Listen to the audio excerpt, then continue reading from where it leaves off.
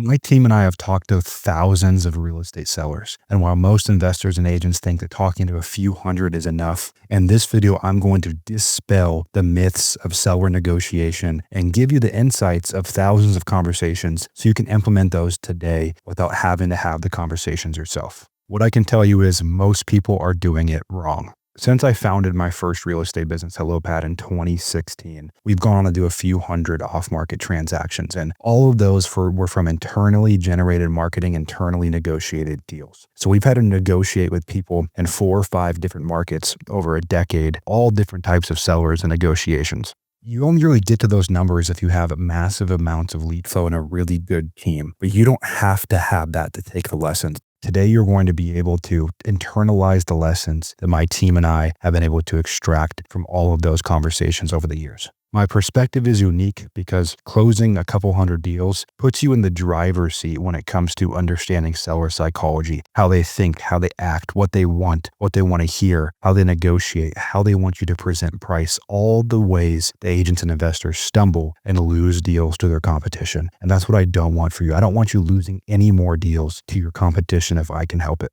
So lesson number 1 that I want you to take in and digest when it comes to sourcing deals off market is that your first priority is to be a real estate solutions company. So many of you guys, you go into negotiations with car salesman scripts and techniques that you find online in a $15 course from someone who has no idea what they're doing, or they're coming from a different industry. Your number 1 focus when you're negotiating real estate deals is to be a real estate solutions company, to be a real estate solution provider. And your job, the best closers that I've met in this business, they show up with one thing in mind, which is to listen and help, not negotiate right away, not make offers right away. So many of you guys, you get on the phone to seller, you ask asking price, and if it doesn't align with what the deal needs to be at, you just move on. Price is the last thing you should talk about, and it could take weeks or months to get there. So number 1 is you are there to solve problems. And I'll tell you a story. When I was really early in my career, I went to the office of a mentor of mine who does $50 million per year or so in real estate revenue. And one of the things I realized that his sales team on the sales floor, they were no smarter, they were no more talented or hardworking than myself and my team. The thing that they did is they were solving problems. I heard throughout that day them asking if they could pay for moving companies for sellers, them helping sellers find their next place to live, paying for storage lockers. They were negotiating leasebacks for sellers. They were doing whatever it took to provide the solutions to sellers' actual problems while building rapport. So the number 1 thing I want you guys to take from this video as I move through these points is be a real estate solutions company. Show up and listen and ask how you can help and solve problems. When you solve problems, that will build rapport and trust. And when you build rapport and trust and you solve problems, it gives you way more leverage with price. The second point I want to hit on is productive distraction. So many of you guys talk to sellers, you underwrite deals, you go on appointments with sellers who aren't ready to sell. And it's a little bit of a discernment thing, learning which sellers are going to sell, which sellers are not going to sell. But what I want you guys to take in from this is I don't want you guys practicing productive distraction. I want you working with sellers who actually need to sell their property. How do you do that? Well, you get really, really, really good at determining non-tire kickers from tire kickers. And one of the main things that I've realized people I talk to when I'm on stage or presenting to our group is that they're underwriting 3, 4, 5, 10 homes per day for sellers who don't want to sell, or they're driving and sitting in living rooms all day or sending out DocuSigns for sellers that don't want to sell. So do not get addicted to productive distraction. That is my second tip after talking to thousands of sellers. If someone is not in their selling pocket, they don't want to engage with you right now, they're not wanting to answer your questions right now, that is okay. You could follow up. 90% of the real estate sales game is follow up. Not getting the deal done today, this week, or next month, getting the deal done 6 months from now. And there's a stat that only about 1.3% of leads that come in, so 1 out of 100, will sell the same week that lead comes in. So yes, that will happen at scale, but most of the time this game, the real people that get wealthy in this business, that crush it long term, that don't burn out, they realize when a lead comes in, they are probably 180 days or longer from getting paid on that deal or even contracting that deal. And that is okay. That is the way the game is played. So number 1 is be a real estate solutions company.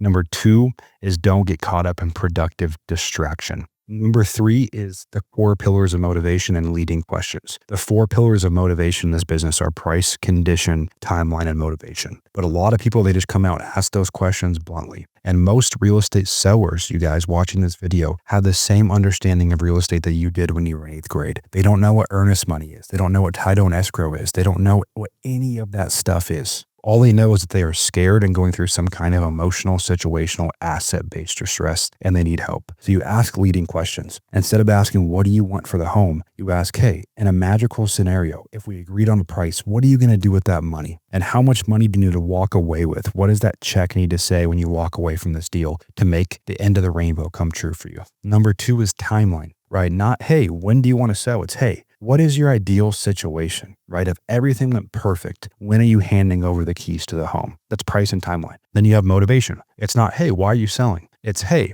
if everything went perfect, what is the biggest thorn in your back right now? What is the thing that has you talking to me? What is the thing that if I was able to solve it, let's say that I am able to solve it, what is the thing that's going to make this become something that can happen and you can move forward with? And then you have condition, which is one of the most important. So many people, they go to real estate, they talk to their sellers like they're professionals and they go, hey, Mr. Seller, what condition is your home in? They don't know. They don't know that a small crack in the foundation means $20,000 a lot of times. They don't know that a small hole in the roof can be a big problem. They don't know that some mold they can't even see in the house can be a big issue. So how do we digest and process that? Instead of saying, what kind of condition is your home in? We say, hey, if I gave you a $50,000 Home Depot gift card, what are you going to spend that money on? That is a leading question. So far we have number 1, be a solutions company. Number 2, don't get caught up in productive distraction. Number 3, ask leading questions. Number 4 is don't be an appraiser. After talking to thousands of sellers with my team and I, what we've realized is you're not an appraisal company. You're not there to just give out offers. The one piece of leverage you have with sellers, the one reason they're talking to you if you're an agent or investor of any kind is because of this magical number, this check you can get them for their house. As soon as you give that away, your leverage is gone. And I talk to so many people, they make an offer and they go, cool, why did someone ghost me? Why did they stop talking to me? I gave them an offer. Well, that's just step 1. That's just part 1 of the battle. That's the first step in the process, is making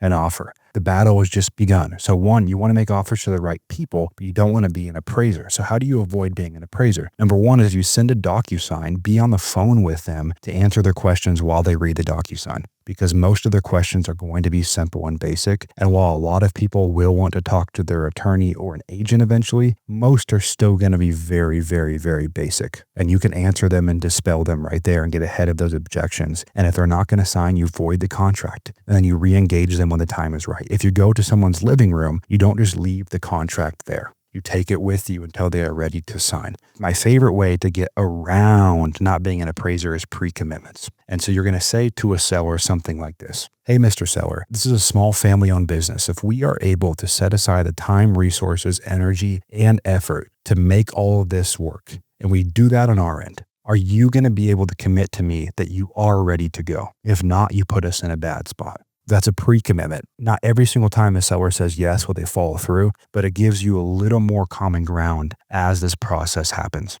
And then number 5 is the close and the cool off. Nationwide, only 4 to 5 out of every 10 deals that go under contract make it to the closing table. A lot of times that is because there's this 30 or 45 day close period where you're not talking to the seller. So talk to them, celebrate them, communicate frequently. Over communication until they tell you to essentially screw off is the route you want to take. While you do these 5, so you are a solutions company solving problems, you are not practicing productive distractions, you're asking leading questions, you're not treating sellers like an expert because they're not. You're not being an appraisal company, and then you're cooling off and celebrating the close. You want to be building rapport, taking steps forward and taking steps back, not getting a commission breath. So that I say, take the frame as if you have 10 deals under contract right now. If you had 10 deals under contract right now or 10 listings signed, how would you treat the next seller? I always say deals lead to more deals, revenue leads to more revenue, because it puts you in the frame where you don't need their business. You're not thirsty for it, and you can actually advise and negotiate in a way where you're not head over heels, leaning out over your toes. So that is how you negotiate at scale, you guys. Those are the 5 steps, the 5 bullet points to get deals done at a clip that's going to allow you to grow your business. If you guys want more trainings, resources, and tools like that, as you know, we have the #1 community for agents and investors to grow their business and find their next deals off market. You can learn more about that below this video.